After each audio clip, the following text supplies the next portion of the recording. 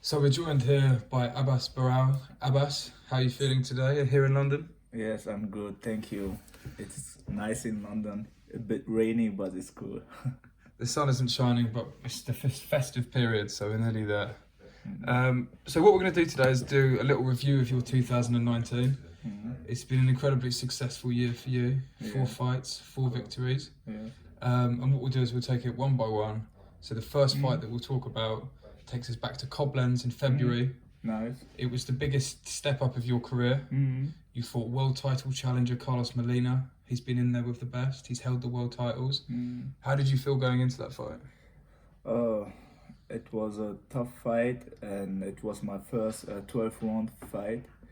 I was really excited. I was nervous, and yes, Molina was a stage I have to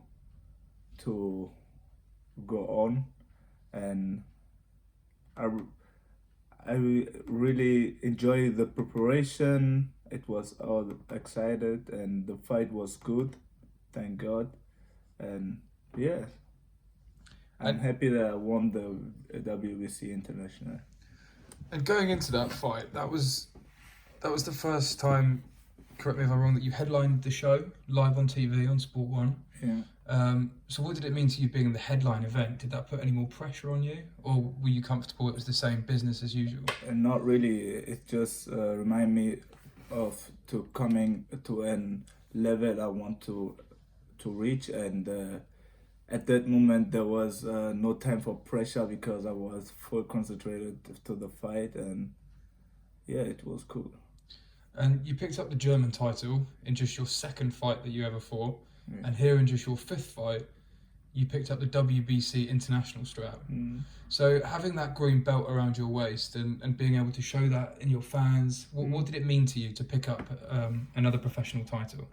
Uh, it's meant a lot to me because it showed me that I'm right where I need to be, and with the Team Sauerland, they made it possible, and it is also a trust they gave me, and even when I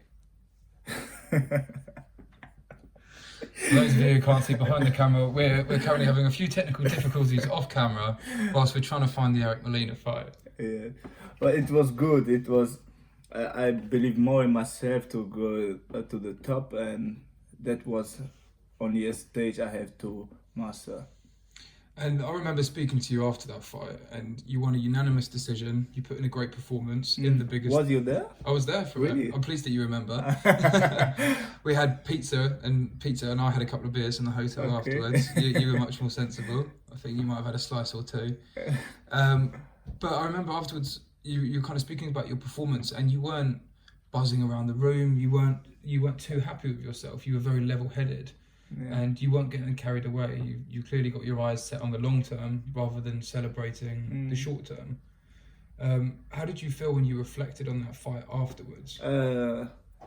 It was a really hard fight for me because Molina was he knew more about the professional boxing than me, and I feel that in the fight. So I had often to switch my plans and to catch him other ways, and after the fight, I learned a lot of, and I want um, to practice it directly. I didn't want to enjoy or to be happy when there is something I have to learn. I feel like I wanted to go directly to the gym and make my mistakes away, and yes, it took me long to do that, but for the next fight I was better, and that's why I enjoyed the fights after Molina a lot, because the mistakes I did in Molina fight, I didn't do it anymore. And I think one of the most difficult jobs in boxing, is matchmaking. So you've been pushed incredibly quickly throughout your career, and Molina obviously represents that. Going 12 rounds against a tough Mexican who used to be a world champion. He's got all those tricks in the ring. And maybe, did you find that you learned a lot more lessons from that fight afterwards than you thought before? Of course, yes. Matchmaking, Tom Dallas is doing a good job, and the team Sauerland knows also when they have to give me a tougher guy, or so in which fight I have to learn, or something like they didn't bring me into pressure, and I know that. And every fight they gave me is like a test for myself, and I knew I can master it, and yes. And then, so that was obviously a great way to start the year. First title, a good victory against a well-known former world champion. And then we moved in from that over to Frankfurt and at the Fraport Arena, incredibly impressive arena, thousands of fans in there. Obviously headlined by your stablemate and good friend Leon Bun, who won the IBF International Light Heavyweight title that night. And then as the co-main event, it was yourself versus another former world champion, Ali Fineka. Now, I remember speaking to you in the hotel before that fight, and you'd reflected on your lessons from Molina, and you were saying to me, "This guy's going to pay for that." and you were, it really struck me how motivated you were, and I know we've spoken about it many times before. How did you feel going into that fight, knowing what you learned from your previous fights? I feel much stronger because I didn't feel that against Molina. I didn't feel like I was much better, so I have to be much better. So I prepared very well, and all the mistake I did, I wanted to cut it off, and I did it. And then I was in my best form, and I saw how I can do it, and I knew how I can do it better. So I was ready to do it better, and so it goes also better. And throughout the fight, you kind of felt your way into it, and then you were peppering him with punches that you could tell were hurting him. How much did it mean for you? You clearly went in there and you wanted to get that stoppage victory. What's the feeling that you feel when we were talking about earlier, when you stop, the referee stopped the fight, you jump in the air, he stumbled into the ropes. Yeah. How was that feeling when you go through all of that hard work to get to that moment? In my mind, it was my plan. The plan I had to stick to the plan, and I didn't even recognize that he's hurting that bad, I just did what I had to do, all the time. I was keep doing it, and then the referee stopped the fight, and I think I did it well, and I was happy that it's over, because I had a pressure that I gave myself. I had to fight good, not just to win. I want to impress myself, and I did it, and I was like, oh God, thank you God, it's done. The big relief. Yes. And sort of going back to your fight in Koblenz against Molina, again you had your stablemate Leon Bun there, obviously in Frankfurt. That was headlined by Leon in his home city. Yeah. Having your stablemates on the same fight nights as you and working together towards the same date, how much does that help for your preparation, both physical and mental, in camp? It helped a lot, because we both are in the same situation, and Leon is also a mentally guy, and he always wanted the best for himself, and I'm a kind of like a guy also, and it was also good because we push ourselves to the limit, and if somebody had an idea or something new, we show it each other, and maybe it's good for him or not.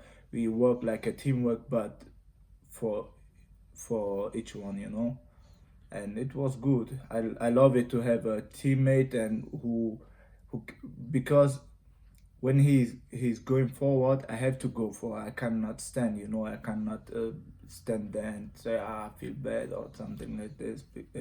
It's like a big motivation when you have a good teammate. You push each other on. Yes, of course. This is the year that you've both got professional titles as well, so yeah. Hopefully that gives you the added motivation moving forwards as well. Yes, it is. You're one of the fighters. Some fighters they go through their camp, they prepare like that, and then they have their fight, and then they're out the gym. They're on holiday. They're enjoying their food. Andy Ruiz is someone who comes to mind recently. But you're not like that. You maintain that discipline all year round. Yes, of So course. At the amateurs, I fight like each weekend, you know, and I didn't knew how to rest, but sometimes it's good. I force myself after sometimes also to rest, just one time a day training so and things like this. And I always want to be better than yesterday, and so I s- I have to go to the gym to make it better, you know, and it's something in my mind. I have to slow down it sometimes. when you do slow it down, what do you like to do away from boxing to relax? uh, what did I do? Chilling with friends, watching movies. I did, and uh, what else? I like shooting. Shooting. I want to start shooting apart the boxing and things like this. Okay, so that's the Abass chill time. Yeah. And then it was another pretty quick turnaround for you. Again, you had your third fight in the year, but this one was obviously slightly different because this was the first time you'd ever fought professionally outside of Germany. Mm. So knowing that you were going into enemy territory, so to speak, despite being a big fan of Dubai, Mm. how was your mental preparation and your physical preparation different, knowing that you were fighting abroad? Was it the same, or was there anything you did It was differently? the same. It was the same. I was excited to fight in Dubai, but I didn't put it into my boxing mind. You know, I was prepared the same way, did all the stuff the same way, and in the ring it was the same ring. You know, nothing changed. It was outside. After the fight, I enjoyed Dubai, look around, and realized that I'm in Dubai. But before the fight, I was really concentrated to the fight. You know, I didn't think that I'm far from home or something like that. The ring is always home. And even sort of saying the ring is always home, but the preparation when you were around it, I remember you arrived at the fight. I think it was all Rolls Royce were laid out for Yeah. everyone. It's a Yeah. magnificent rotunda arena in Caesars. Mm. Being kind of surrounded by that, Yeah. does that influence, or do you find that it could be a distraction? No, of course, it's nice, you know, and it feels good to arrive and level where you can go outside also, you know, and all the things are always motivation for me. It's never a pressure or something like this. And fighting in Dubai was like stepping for the first time out of Germany, and I enjoyed also, you know. And you put in a devastating performance. You got a vicious body shot dropped in. How would you reflect upon your performance in that fight? Uh, he was a tough guy, but I saw that he wasn't that technical better than me or something like that. So I used to use uh, the chance, you know, that I was better in technique than him, and I saw that in few videos, and that was my point. I knew it could be a knockout, but I wanted to force the knockout, and then how it goes, how it goes. And then did you give yourself a bit of time off after that, or again straight back to the gym? I, I went straight back to the gym And because there was something up the next that fighting in London. something around the corner, as you say, you fought on the World Boxing Super Series undercard, Regis Prograis versus Josh Taylor, broadcast around the world on DAZN and on Sky. Obviously, they streamed a lot of it online as well. So this was, you just fought internationally for the first time, and then you're about to go and fight in England.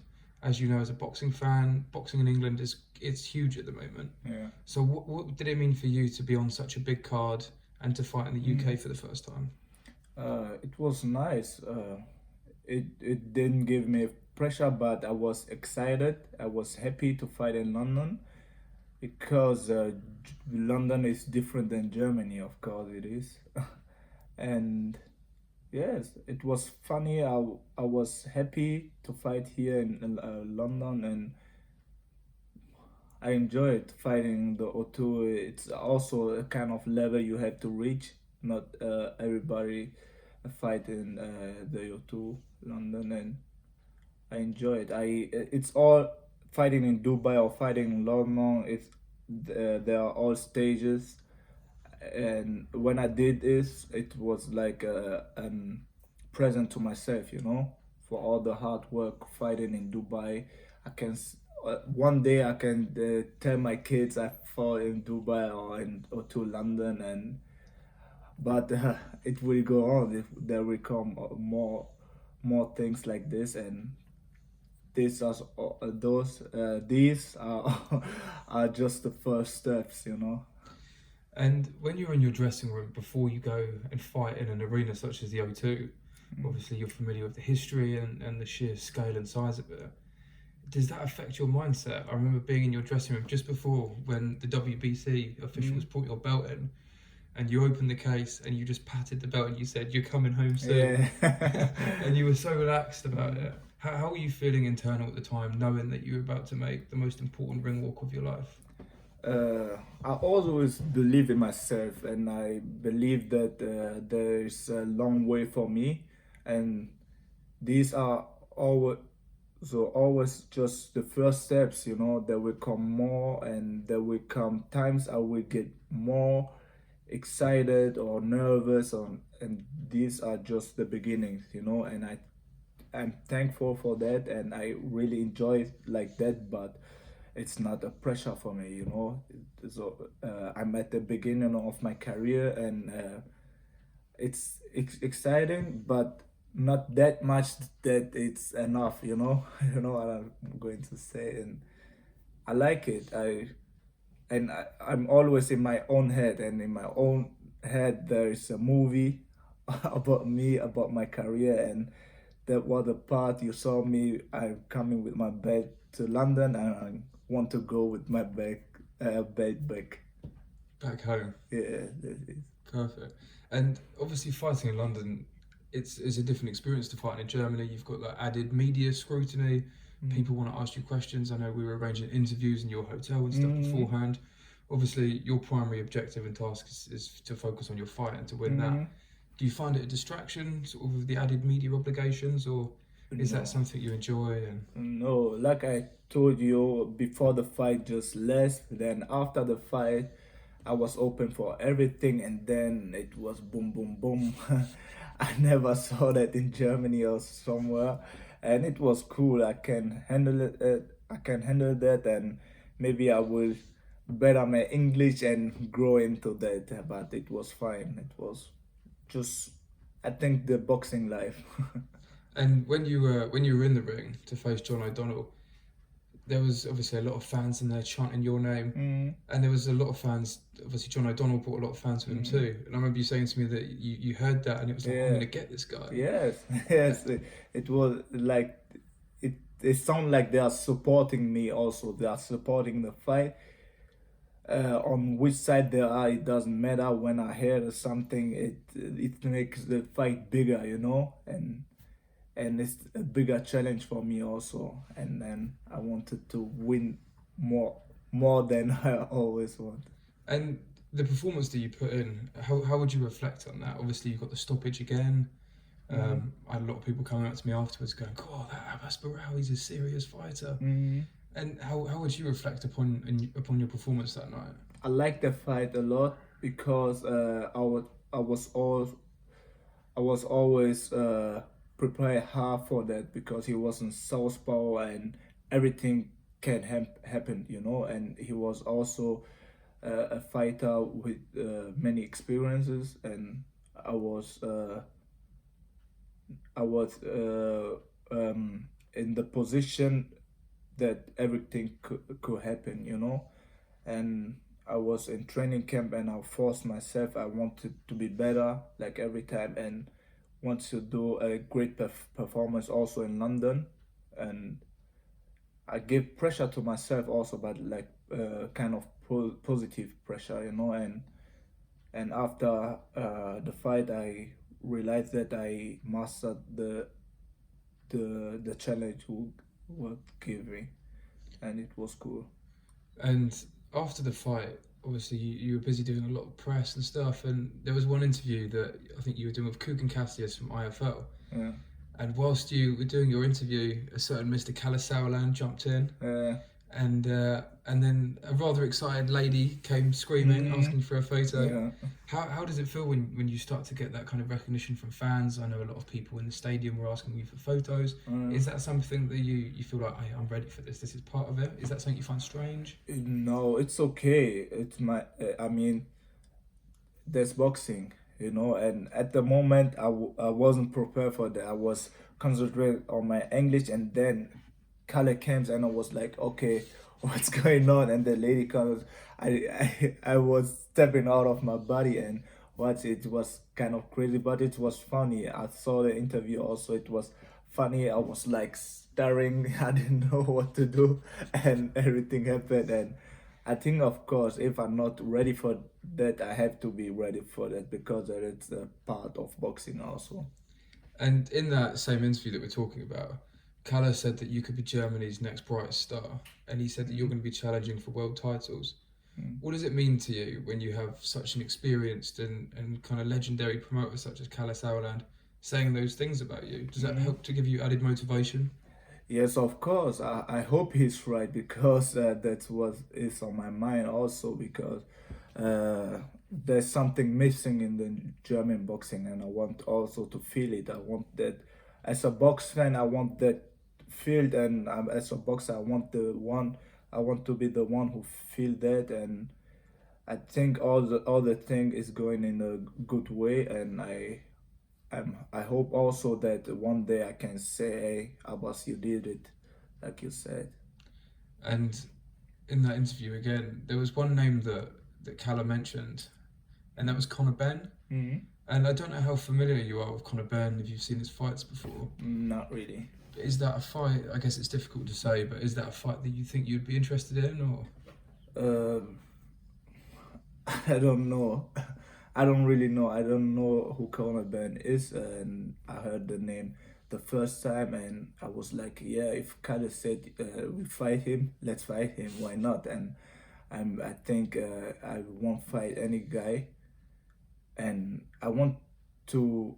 If I get a stronger guy than me, then I have to beat him. If I can't, then I have to find something to do how I can beat him. You know, and I'm searching for such challenge, and to be better, to make myself better, and however it is, we can do it, I think. And so 2019, you've had 4 fights, 4 victories, 3 stoppages, headlined on TV in Germany, fought internationally for the first time, picked up your first title, and you fought in the UK for the first time. Not a bad year as years go. How would you assess your performance, your whole year, your 2019? 2019 was a good year, I think. Yeah, it was good. It was good. 2020, I think, when I hold on to all the things I learned in 2019, everything will work good, and that's the plan, I think. Abass, thank you very much for talking to Team Sauerland today. You're welcome. And we'll see you soon.